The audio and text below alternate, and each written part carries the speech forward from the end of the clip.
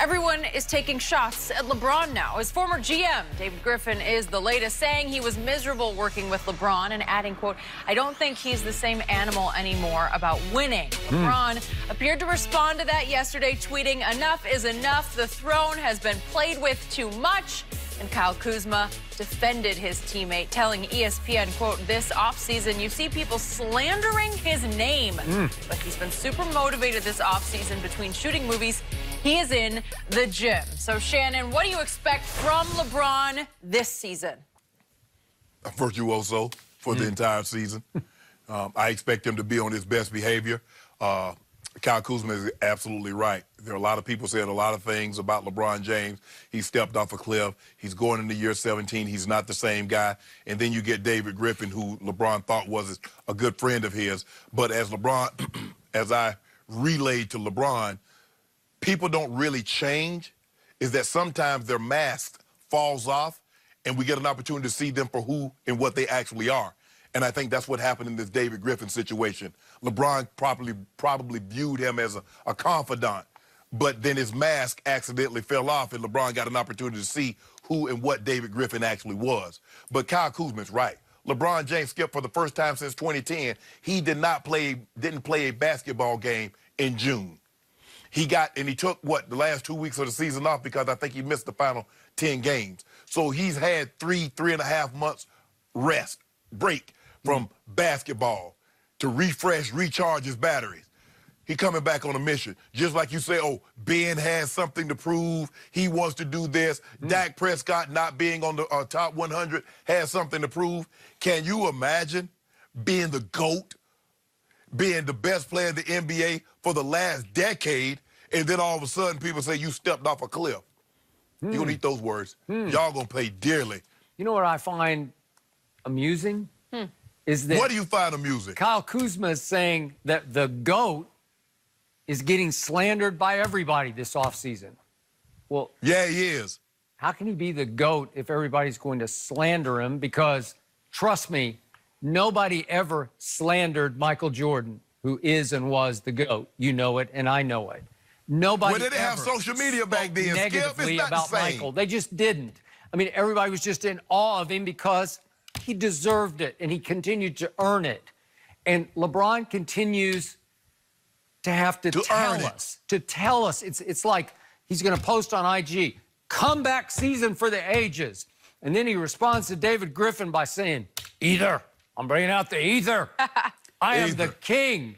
You cannot mess with that throne." What throne? He abdicated last year. Let it burn slow. He went to Hollywood with no co-star, and we saw the result. He finally got hurt, and he went 28 and 27 in the games he actually started. That's not throne. That's not king emoji anymore. That's old news. That's prehistoric times for LeBron. But I already know what the narrative's going to be from Skip Bayless and others. Michael Jordan would have never needed a guy of Anthony Davis' caliber to do this, to win a title. See, it's always going to be something. I don't mind. LeBron James. Yeah, you do. Oh, yeah, you do. No, well, I'm not that big an AD fan, so we'll see. I'm on record saying, yeah, he might be a good complimentary player, but we'll see about that. LeBron does this, you're going to find. No, you know what, Skip Bayless? I already know what you're going to do. Because they're going to win the title, and you're going to give all the credit to AD.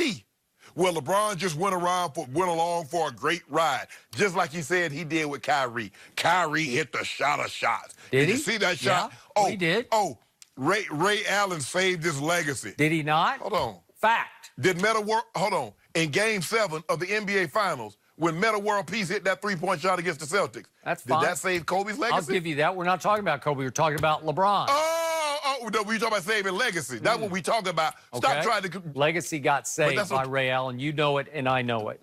Okay? Well, so guess what? On record, he's saying, comeback season for the ages. I'm waiting to see, because I only say on this show what I see on TV. We will wait and see. Plenty to well, I'm going to see it in person. Okay, good. Fair enough. Enough LeBron for right now, guys. The NFL made a major rule change, and I have a feeling, Shannon, I think he hates it. I'll tell you about it next. I do.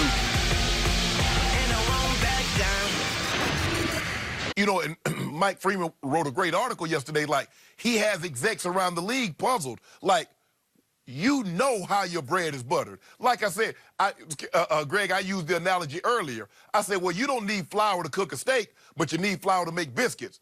Well, if your offense is not centered around the running game, you don't need the league's leading rusher to win a title. But when you built your entire offense with 3 first-round draft picks at the offensive line and a number 4 overall pick at the running back position, you best believe you need that because if you had, you know, one of these other guys, say a Breeze or my homeboy Tom Brady, yeah, you probably don't.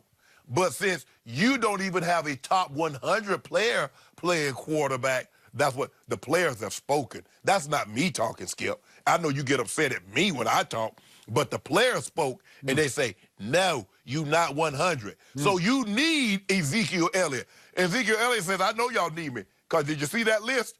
Did you see where I ranked? And did you see where everybody else ranked? Give me my money. So, back to your analogy of steak, as I told you earlier, I don't want a biscuit, I want the steak. I want lean, low-fat steak, but I want steak. You can eat all the biscuits you want to eat, but I don't need flour, I just want the steak. Yeah. Jerry Jones wants the steak. He will have the steak. Greg is on the right path here because when it comes to playing hardball, when it comes to playing the game of blink, as in who blinks first, I promise you, Zeke will blink before Jerry. It's the way Zeke is built. He loves football. He loves to practice football. Emmitt Smith, back in his holdout days, he wasn't a big practice player, didn't like it, didn't particularly love playing football. He just loved Sunday and being a big star. Well, Zeke's different, built different, and it's going to be much harder as the days slowly pass in Cabo, and they're going to pass very slowly, more and more slowly. Good old time. I heard they have a good time in Cabo, Skip. I heard there'd be a good old time in Cabo this time of the year. They say there is a state-of-the-art workout facility there that he is living in, so he should come back, and he came back in better shape after his 6-game suspension than he was before that. So Jerry said yesterday he's good with that. He has no... you know, he's not worried at all, not 1 ounce of concern about Zeke missing reps and not coming back in shape. But the point, I want to refer to the Mike Freeman piece in Bleacher Report that execs are completely puzzled around the league by why Jerry would poison the negotiations. You're playing hardball. You started it. Zeke was the one who decided to hold out and go to Cabo. In your face, Jerry. And so Jerry said, okay. Well, the point is we don't have to have a leading rusher to win the Super Bowl. Jerry started it by not giving me my money. If you give me my money, break bread. So do you want Jerry just to go ahead and give Zeke $16 million a year and then give Amari $22 million a year and then give Dak $40 million a year? Is that what you want? Because it's impossible.